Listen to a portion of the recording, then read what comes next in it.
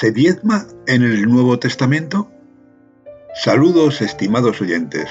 Usted que se ha asomado por primera vez al canal, siga oteando el vídeo. Le aseguro que encontrará sana doctrina. Bienvenido, sí, usted que ya nos conoce. Gracias por estar atento a la exposición del día de hoy. Por supuesto, bienvenidos todos. Usen el don que Dios nos dio del libre albedrío para saborear las profundidades de la palabra de Dios. Y ya sin más preámbulos, que el tiempo galopa sin freno, arrebatémosle tiempo al tiempo y comencemos.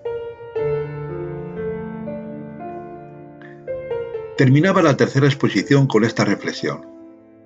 Mientras los cristianos no estudien para comprobar por sí mismos, entonces, tal vez, merecen ser esquilados por los lobos vestidos de ovejas.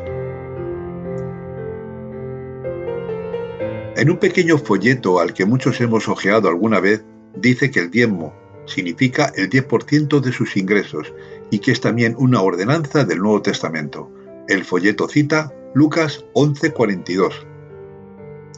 «Ay de vosotros, fariseos, porque diezmáis la menta, la ruda y toda hortaliza, pero pasáis por alto el juicio y el amor de Dios. Es necesario hacer estas cosas sin pasar por alto aquellas». De este versículo, el escritor del folleto y no pocas denominaciones deducen que dar el 10% del total era una enseñanza del Nuevo Testamento. Veamos si este razonamiento es correcto. Jesús nació bajo la ley. Ni una jota ni una tilde pasará de la ley hasta que todo se haya cumplido. Simplemente porque Jesús dijo esto en Mateo 5:18, no significa que estaba enseñando el nuevo pacto. El nuevo pacto no es el conjunto de libros desde Mateo hasta Apocalipsis. No se ratificó el nuevo pacto hasta que Jesús ofreció su sacrificio sustitutorio en la cruz ante el Padre, que fue después de su resurrección. Hasta entonces, el viejo pacto y el sacerdocio levítico estaban todavía en vigor. Jesús mismo les dijo, hagan lo que ellos les digan, pero no lo que ellos hacen. Mateo 23:1-4. Recuerde, Jesús estaba hablándole a un pueblo judío que estaba bajo la ley mosaica. No se aplique para usted lo que fue dicho a otra gente bajo otra administración.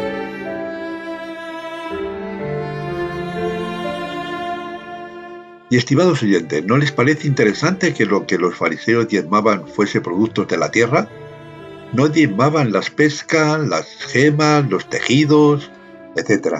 Pero aunque diezmaran la más pequeña de las semillas, la palabra a ellos fue de «ay de vosotros», no bienhechor pero fiel diezmador.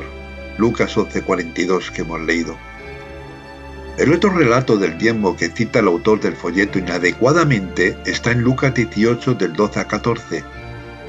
Entre el diezmador que ayunaba 2 veces a la semana y daba diezmo de todo lo que poseía, y el publicano, un pecador, fue el pecador quien se fue a su casa justificado, y no el diezmador. Fíjese tantas bendiciones para los diezmadores. También hay que tener presente que cuando Jesús dijo a la gente que cumplieran los mandamientos de Moisés, Él no estaba condonando sus mandatos y acciones. Él reconocía la autoridad que Dios estableció. El sacerdocio levítico era válido, establecido por Dios mismo. Pero cuando el árbol no produjo el fruto del reino, Él lo maldijo. Cuando uno estudia el fruto de la ley de Moisés y el árbol del conocimiento del bien y del mal, encuentra grandes similitudes y verdades poderosas. La ley nos dice lo que es bueno o malo, pero ella solo produce muerte. Porque por la ley nadie será justificado. La ley solo fue hasta que llegara la simiente prometida, y esa fue Jesús, el Mesías. No debería ser ninguna sorpresa que las congregaciones cristianas primitivas se financiaran de la misma manera que la sociedad israelita primitiva se financió, mediante ofrendas al libre albedrío que, según Moisés, fue más que suficiente para lo que se necesitó. Tanto hombres como mujeres, toda persona de corazón generoso vino trayendo prendedores, aretes, anillos, collares y toda clase de objeto de oro. Todos presentaron a Jehová una ofrenda de oro. Los hijos de Israel, todos los hombres y mujeres cuyo corazón les movió a la generosidad para ofrendar para toda la obra que Jehová había mandado por medio de Moisés que se hiciera. Trajeron una ofrenda voluntaria a Jehová. Y ellos tomaron de delante de Moisés toda la ofrenda que los hijos de Israel habían traído, para que se llevara a cabo la obra de la construcción del santuario, pues ya había material suficiente para hacer toda la obra y aún sobraba. Éxodo 35, 22, 29 y el capítulo 36, versículos 3, 7. Cuando el pueblo de nuestro Padre da según su corazón y hace el trabajo al que Él lo ha llamado y lo hace a su manera, esas ofrendas de corazón serán suficientes y más que suficientes. La clave es un corazón dispuesto y el trabajo apropiado. No fue hasta después de Constantino, siglo IV después de Cristo, quien estableció el cristianismo como la religión del Imperio Romano. Constantino inició un programa de construcción enorme. Construyó iglesias, renovó templos paganos para usarlos en lo que llegó a ser el catolicismo romano. Antes los creyentes no necesitaban edificios decorados. Después de todos ellos sabían que era el verdadero templo de Dios. No edificios construidos en la misma forma de templos paganos, solo con algunos temas bíblicos adicionales.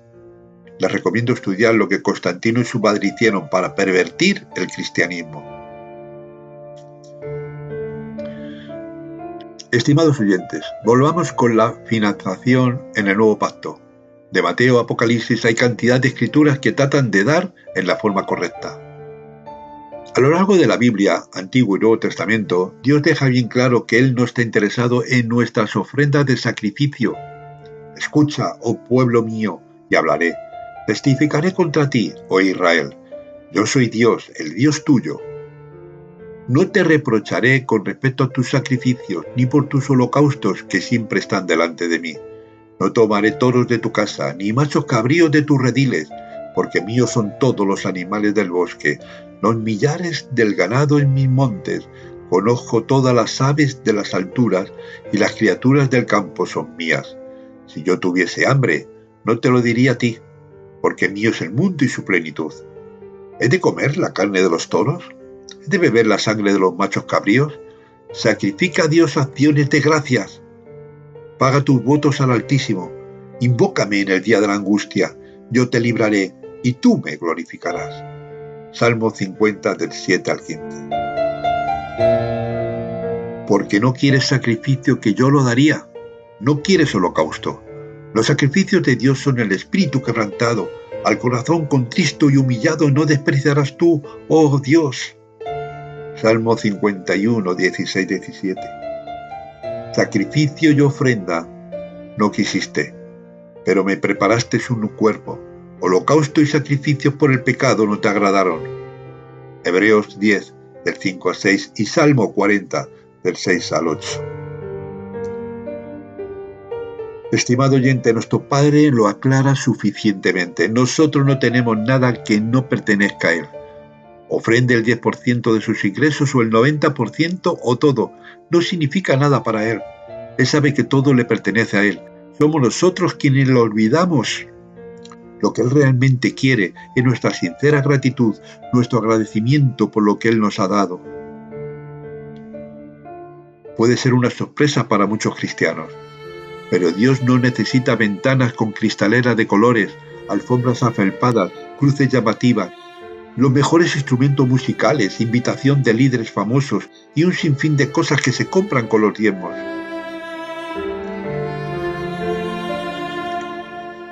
¿Me permite preguntarle cómo envió Jesús que fueran los discípulos?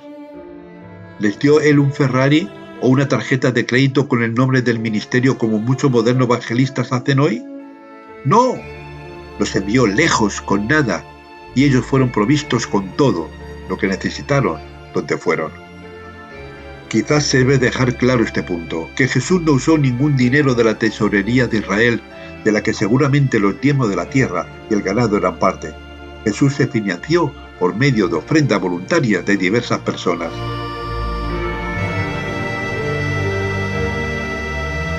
Los esfuerzos misioneros de Pablo deberían dejar suficientemente claro que los diezmos de los productos agrícolas y del ganado, o el 10% de los ingresos, no es enseñado en el Nuevo Testamento. De todos los escritores del Nuevo Testamento, Pablo había sido el más capacitado para usar los pasajes del Antiguo Testamento y conseguir que la gente le diera el diezmo para sufragar sus gastos. Pero Pablo no citó un solo versículo de las Escrituras para hacer que le dieran el diezmo, ni uno. Seguramente pudo hacerlo, porque el templo y su sistema de sacrificio estaban todavía vigentes durante su vida. Pero Pablo sabía que los levitas eran los únicos que podían cobrar diezmos. Pudo haber elegido a algunos levitas sus tesoreros y entonces conseguir los diezmos, pero él no lo hizo. Cuando citó el Antiguo Testamento para justificar ayuda financiera, citó Deuteronomio 25:4. No pondrás bozal al buey cuando trilla, 1 Corintios 9:9. Él lo cita nuevamente en 1 Timoteo 5:17-18. Los ancianos que dirigen bien sean tenidos por dignos de doble honor, especialmente los que trabajan arduamente en la palabra y en la enseñanza. Porque la Escritura dice, no pondrás bozal al buey que trilla. Además, el obrero es digno de su salario. Debo señalar que el doble honor en griego significa remuneración monetaria. ¿Por qué no los atacó Pablo con algunos versículos fuertes sobre el diezmo y luego soltarles el pasaje de Malaquías? Ustedes están robando a Dios, como muchos predicadores modernos hacen. Porque Pablo conocía el antiguo pacto mejor que los predicadores modernos. Él sabía que había un nuevo templo, un nuevo sacerdocio y un nuevo pacto, una nueva manera de dar, del amor de Cristo en su corazón, así como nuestro Padre da. Porque de tal manera amó Dios al mundo que ha dado a su Hijo unigénito. Aquí está nuestro ejemplo de dar. Habéis oído que fue dicho, amarás a tu prójimo y aborrecerás a tu enemigo. Pero yo os digo, amad a vuestro enemigo y orad por los que os persiguen, de modo que seáis hijos de vuestro Padre que está en los cielos, porque Él hace salir su sol sobre malos y buenos, y hace llover sobre justos e injustos. Porque si amáis a los que os aman, ¿qué recompensa tenéis? ¿No hacen lo mismo también los publicanos? Y si saludáis solamente a vuestros hermanos, ¿qué hacéis de más? ¿No hacen eso mismo los gentiles? Sed pues vosotros perfectos, como vuestro Padre que está en los cielos es perfecto. Mateo 5, del 43 al 48. ¿Puede algo ser más simple? Supongo que esos que tienen ojos y no ven, nunca harán nada por ver. Los fariseos, ya sean judíos o cristianos, siempre pondrán cargas en los hombros de otras personas que ellos no están dispuestos a llevar. A principio del trabajo misionero de Pablo, él proveyó para sí mismo con su habilidad para fabricar carpas. Vosotros sabéis que estas manos proveyeron para mis necesidades y para aquellos que estaban conmigo. En todos he demostrado que trabajando así es necesario apoyar a los débiles y tener presente las palabras del Señor Jesús que dijo, más bienaventurado el dar que recibir. Hechos 20 del 34 al 35. Muchos de sus primeros conversos fueron judíos. Seguramente, si Pablo hubiera tenido derecho para recibir diezmo, ellos se lo hubieran dado. Pero no era legal. Pablo era un benjamita. Más tarde en su ministerio, cuando habían sido establecidas algunas iglesias, él despojó a unas iglesias para predicar a otros. ¿Cometí pecado humillándome a mí mismo para que vosotros seáis enaltecidos porque os he predicado gratuitamente el Evangelio? He despojado a otras iglesias, recibiendo sostenimiento para ministraros a vosotros. 2 Corintios 11, del 7 al 8. Algunos cristianos no dan nada a los ministros porque creen que el pastor debería tener también un trabajo y vivir a sus propias expensas, pero no toman realmente en cuenta toda la Biblia cuando llegan a esa conclusión. Algunos cristianos usan Hechos 20, 34, 35 como una excusa para no apoyar a quienes trabajan en la viña de Dios constantemente. Esta excusa para ocultar su propio egoísmo no es apoyada por la Biblia. Todos nosotros, quienes somos cristianos, somos llamados para ser cristianos a tiempo completo. Desgraciadamente, muchos cristianos son cristianos por 2 horas el domingo y quizás 1 hora o más en la mitad de la semana. Pero también hay quienes son llamados a un ministerio a tiempo completo de diferentes maneras, Algunos de estos, Pablo dice que son dignos de doble honor. Este término griego incluye mucho más que un reconocimiento por un trabajo bien hecho. El término habla también de remuneración financiera. ¿No sabéis que los que trabajan en el santuario comen de las cosas del santuario? Es decir, los que sirven el altar participan del altar. Así también ordenó el Señor a los que anuncian el Evangelio que vivan del Evangelio. 1 Corintios 9, del 13 al 14. Estimado oyente, de nuevo, por favor note que en todas las referencias de Pablo al Antiguo Testamento, él nunca citó ningún pasaje del diezmo. No lo hizo porque sabía que él era ministro de un templo diferente. Él fue sacerdote en un nuevo sacerdocio y él estaba ministrando desde un nuevo lugar, no desde la letra de la ley que mata, sino desde el espíritu que da la vida. Pablo nunca usaría alguna de las maneras engañosas que usan muchos pastores para sacar dinero a la gente. He visto pastores usando la historia de Ananías y Zafira en su mensaje del domingo para conseguir una buena ofrenda. Esta historia está en el libro de los Hechos, sin embargo no tiene nada que ver con el diezmar. Probablemente dieron mucho más que el 10% por la venta de la propiedad. Tiene que ver con mentirle a Dios. No has mentido a los hombres, sino a Dios. Véase Hechos 5, del 1 al 11.